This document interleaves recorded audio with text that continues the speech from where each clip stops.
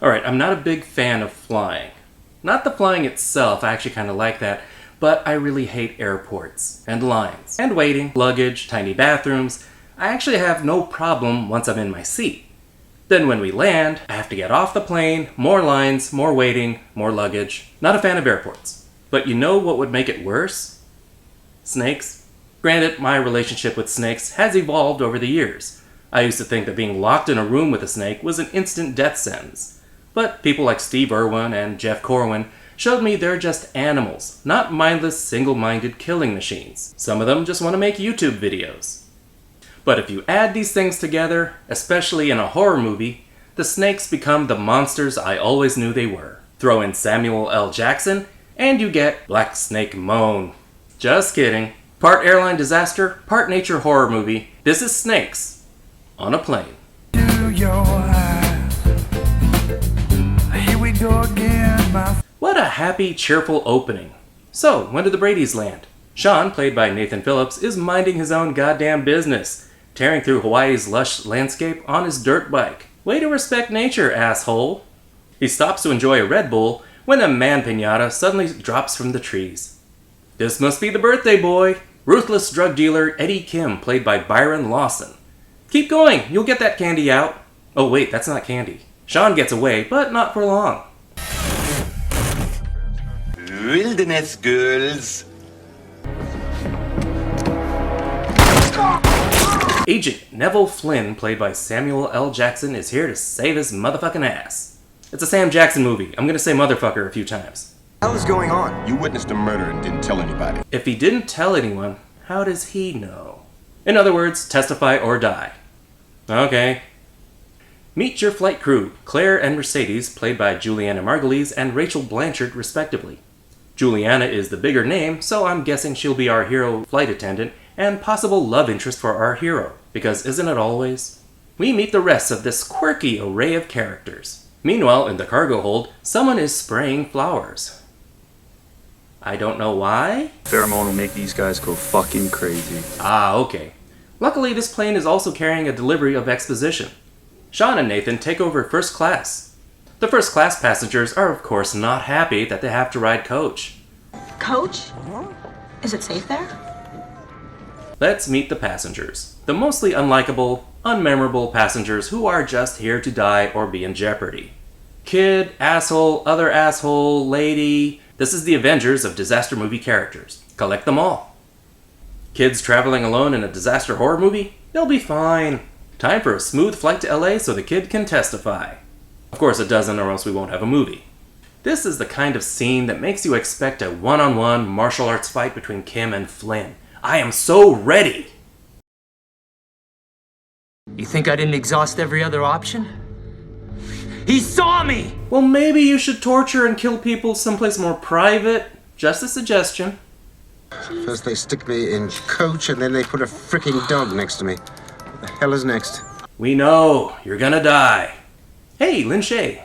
I thought we were flying to LA, not the further. One of the flight attendants seems to think Sean is a prisoner and therefore hot, and she's strangely into him.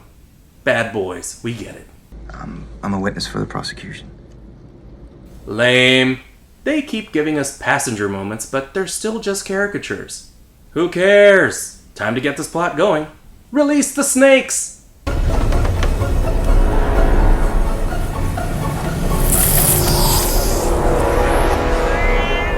No. Not the kitty! Not the kitty! Excuse me a second.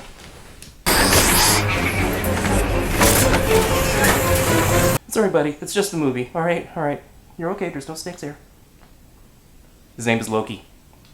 John Carter and his bae try the Mile High Club. Remember, that's a felony. What's the first rule of horror movies? Have sex, do drugs, you die. Simple math, people. See?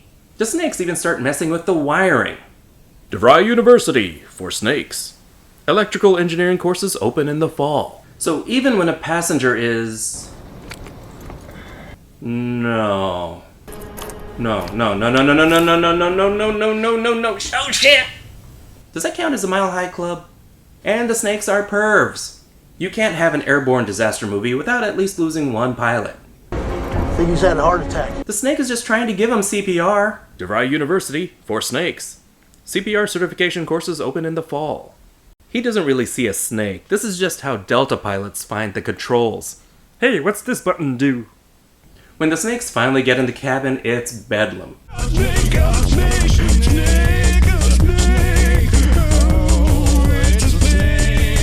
Snake. The music, the lighting, the screams, everything here tells me I should be feeling bad for these people. But honestly, I'm not caring at all about them one way or another. I'm here for the snakes. And what microwave has a snake setting? I thought they discontinued that with the gremlin button. Hey, snake. What? At this point, the story becomes even more simple. The remaining passengers barricade themselves in business class because snakes only fly coach. But some passengers were bitten, and the plot demands that they hang on a little longer. They need to identify the snakes so they can have the proper antidotes waiting when they land. Looks like the snakes are using a battering ram to crash business class. Where did they learn to do that? Yeah, we pretty much teach snakes anything. Enroll now! Everyone moves up to first class. Good luck on getting an upgrade, guys. Boo! Not cool. No snakes here. Promise, no snakes. It won't hurt you. Good. I haven't seen action like this since the Brown Bunny. You know, I bet he tastes bitter. The remaining pilot, played by David Koechner, is still kicking despite being bitten. So, in this movie, snake venom moves at the speed of plot. But time for a side quest to switch the air conditioning back on. Runtime padding accomplished. Meanwhile, on the mainland, their snake expert knows of the one guy who would have access to all these snakes, and luckily he's part of this scheme. So, now we have our antidotes. Okay, they ship these snakes to Hawaii, only to send them back on another plane. Don't you think that's way too elaborate? A bomb would have been simpler, probably cheaper, and less trackable. I'm on a list now, aren't I? And the pilot finally dies. Now, which passenger will fly the plane? Him? Her? Him. No, her. Nope. Troy, played by Kenan Thompson, who had been playing video games the entire movie. Yeah, I can do this. Goodberger never prepared him for this. He sounds competent, but he really means Microsoft Flight Simulator. On a clear day like this, you can see this twist coming from miles away, so I thought I'd spare you from something so obvious. Things get bad, but it's time for that scene that makes this movie. I have had it with these monkey fighting snakes on this Monday to Friday plane. Not that one. I have had it with these motherfucking snakes on this motherfucking plane. That's better. It's not yippee-ki-yay motherfucker, but it works. While they're still over the Pacific, they blow the windows, and this somehow miraculously sucks all the snakes out, leaving only the passengers and the fresh scent of pine. Well, that's resolved. All that's left is landing the plane. Which they do, rather easily.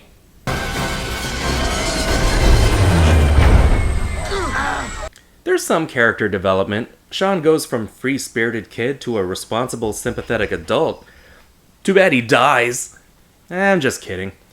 This should have been a roller coaster moment, but honestly, I just didn't give a shit. I was here for snakes. The passengers deplane, antidotes are passed around, even Flynn and Sean get the digits. Then Sean takes Flynn surfing. I guess that testimony worked out? No chance of Kim sending a hit squad? Not worried about it? Alright, me neither. That was snakes on a plane. It's graphic, it's cheesy, it almost plays like a parody. The cliches are rapid fire from the cannon fodder passengers to the plane being piloted by someone with no flight experience. But the movie takes itself pretty serious, even with this distinct Sharknado-like mentality. Samuel Jackson took the role based solely on the title. When the studio considered renaming it, Mr. Jackson threatened to walk, so the title stayed. How can you not call it Snakes on a Plane? It tells you everything you need to know. There's not much else here. The title is what grabbed me. I went in expecting snakes and a plane. Not disappointed. Kim, the bad guy, is more MacGuffin than actual villain. He sets things in motion, he's behind the snakes, and he's the reason Sean is a target. But once the plane is in the air, he all but disappears. That leaves the snakes, which are more of a man versus nature theme. We never see Kim again, and all we can assume is he went to jail. The passengers are mostly here to die and provide a pool of potential victims, innocents for the audience to care about. The deaths are truly graphic and unsettling, and if you have a fear of snakes, this movie will not help. But the characters are still so paper thin that I found it hard to care about anyone, except for the dog and the cat. I like animals. The snakes were more effective when you didn't see much of them, and the tension came from not knowing when they would just pop out. But the gore is effective and earns its R rating. They are taking this movie seriously, and the acting reflects that. Nobody is winking to the camera or being campy. It would have been easy to play it for laughs or as a parody. It's not in the slightest self-aware. That does bring up the tension a bit and makes the situation feel that much more dire. And the story is so basic, it needs to be padded out with side quests or other minor disasters. The air conditioning goes out, a passenger goes nuts and grabs a gun, pilots die, out of coffee, yada yada yada. Take out the snakes, and you have a typical airline disaster movie like Airport, or to a lesser degree, Airplane. We learned that the snakes were set off with a hormone that makes them crazy and aggressive. Probably a little Axe body spray. So the snakes do add a unique twist that makes this movie stand out. Snakes on a Plane is a 2.5 out of 5. It's cheesy, it's violent, it knows exactly what it is, and why you're watching. It doesn't pretend to be any deeper than snakes attacking people. It's just a sick, twisted ride that's a lot of fun when watching with friends. Do not watch this on an airplane or at the zoo. If you like this video, give a thumbs up and subscribe. Or not, no pressure. What do you think about snakes? Leave a comment below. This is theNewBee, and as always, thanks for watching. It's okay, buddy, it's just a movie,